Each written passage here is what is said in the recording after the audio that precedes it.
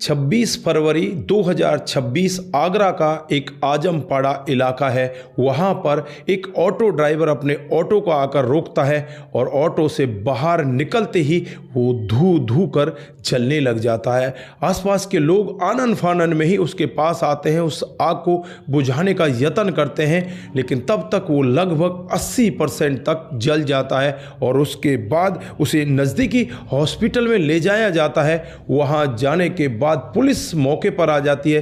Police जब इस पूरे मामले की छानबीन करती है तो यहाँ पर एक अलग ही तरीके का सत्य दिखाई देता है। दोस्तों, कौन था ये लड़का, किस वजह से यहाँ ये इतना बड़ा हादसा हुआ था? अगर आप लोग भी पूरे मामले को डिटेल से जानना चाहते हैं तो वीडियो को जरा सा भी स्किप ना करें, लास्ट तक वीडियो को जरूर देखिएगा। नमस्कार, जय हिंद। आप देख रहे हैं APH न्यूज़ राहुल रावत के साथ। दोस्तों, आज की जो हकीकत की घटना आप लोगों को बताने जा रहा हूं, ये उत्तर प्रदेश के आगरा के महागंज थाना क्षेत्र के अंतर्गत एक एरिया पड़ता है, आजमपाड़ा इलाका। ये आजमपाड़ा इलाके की 26 फरवरी 2026 का वाक़या होता है, जब एक व्यक्ति जिसका नाम चांद होता है, उम्र लगभग 30 साल होती है, वो अपने ऑटो से उतरता है और अचानक ही वहाँ पर उसके शरीर में आग लग जाती है। वो धू धू कर जलने लग जाता है। लोग बाग वहाँ पर जब इस आग को भड़कते हुए देखते हैं तो दौड़कर इस लड़के के पास पहुँचते हैं और इसकी आग को बुझाने का यत्न करते हैं, लेकिन तब तक ये चांद का शरीर लगभग 80% तक जल चुका होता है। दोस्तों, उसके बाद यहाँ पर जो होता है कभी किसी ने सोचा भी नहीं था।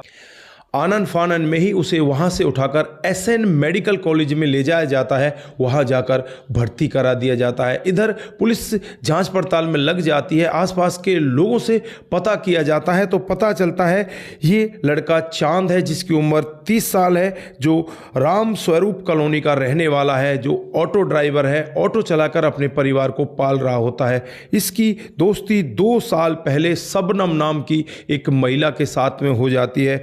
सबनम मथुरा की रहने वाली होती है और यहाँ पर इस लड़के के साथ 2 सालों से लिव इन में रह रही होती है, क्योंकि कुछ दिन पहले ही इसके पति का इंतकाल हो जाता है। दोस्तों, अब यहाँ पर ये इतना बड़ा हादसा हो जाता है तो जो यहाँ पर चांद का परिवार होता है वो तुरंत के तुरंत ही कहने लग जाता है कि ये सब जो सबनम है उसके देवर अली ने और उसकी मां नगीना ने किया है, अब उनको गिरफ्तार किया जाए। पुलिस उनके घर पर पहुंच जाती है और वहां जाकर उन्हें गिरफ्तार करती है। फिर उनसे पूछताछ की जाती है तो वो लोग यही कहते हैं कि जब घटना हुई थी तब वो लोग मथुरा में थे, वो तो वहां पर थे ही नहीं। दोस्तों, पुलिस यहाँ पर कुछ ज़्यादा नहीं कर पाती और उन लोगों को वहीं पर छोड़ देती है। इधर जो चांद होता है वो अपनी जीवन मृत्यु से हॉस्पिटल के अंदर लड़ रहा होता है और लड़ते लड़ते 2 मार्च को वो अपनी अंतिम सांसें छोड़ देता है। परिवार बहुत ज़्यादा गुस्से में आ जाता है, आसपास के लोग भी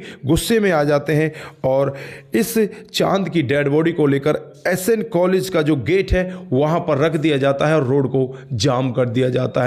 लोगों का यही कहना होता है कि जो पुलिस है वो अपने काम को ढंग से नहीं कर रही है, उन लोगों की गिरफ्तारी नहीं कर रही है। और चांद के माता पिता से बातचीत की जाती है तो वो यही कहते हैं कि जो चांद है वो इनसे प्यार किया करता था।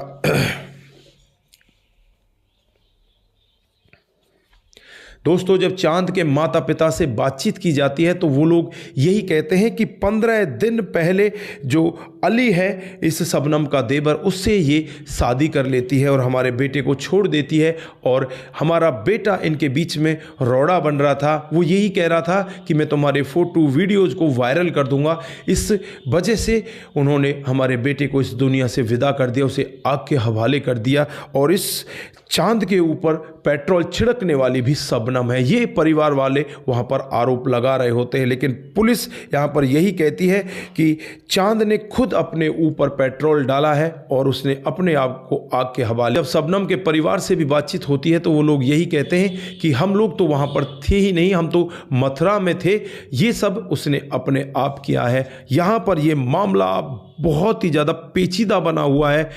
जो चांद का परिवार है वो रोड पर है, वो ये चाह रहा है कि चांद को इंसाफ मिले, चांद के साथ में गलत हुआ है। इधर जो शबनम है और उसका परिवार है, उसका देवर अली, उसकी सास नगीना, वो यही कह रहे हैं कि हमने इस सब में कुछ भी नहीं किया, हम लोग तो वहाँ पर थे ही नहीं।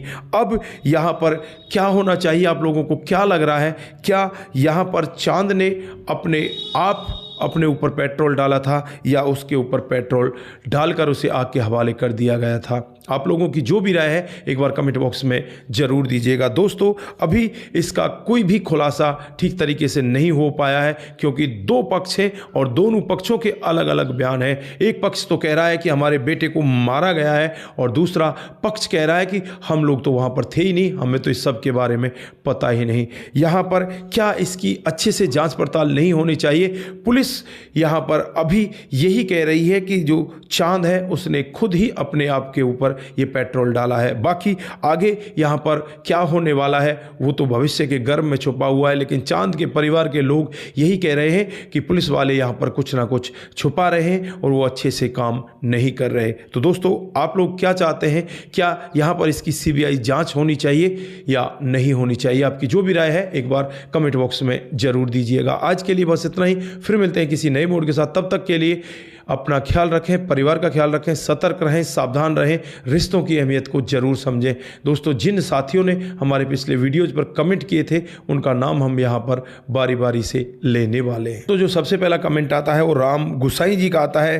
वो लिखते हैं कि कलयुग चल रहा है, थू है ऐसे इंसानों पर। आपने बिल्कुल ठीक कहा। उसके बाद कुमार केसी जी का कमेंट आता है, जय श्री राम, जय शंभू, जय श्री राम, जय शंभू। सपन देह जी हमें कमेंट करते हैं, आपका बहुत बहुत धन्यवाद। उसके बाद शंकर स्वामी जी, आपकी कहानी अच्छी लगती है। और कृष्ण वोरा जी RIP रिप लिखते हैं, बहुत बहुत धन्यवाद। दोस्तों, जो मैंने पीछे कहानी बताई थी उसमें एक बूढ़ी औरत होती है और उसके साथ 4 दरिंदे बड़ी ही बेशर्मी के साथ अपना मुंह काला करते हैं और 90 साल की बूढ़ी औरत ये सब सहन नहीं कर पाती।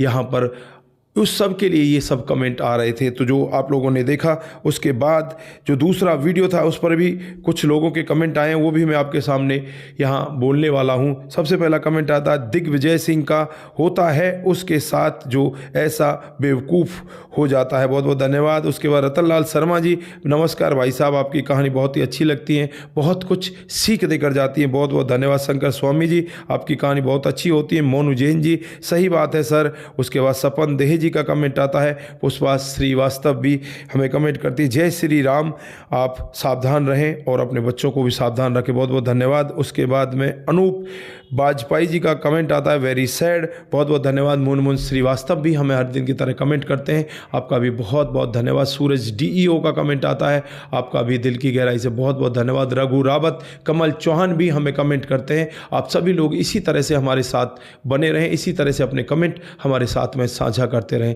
सतर्क रहें, सावधान रहें, रिश्तों की अहमियत को जरूर समझें। नमस्कार, जय हिंद, जय भारत।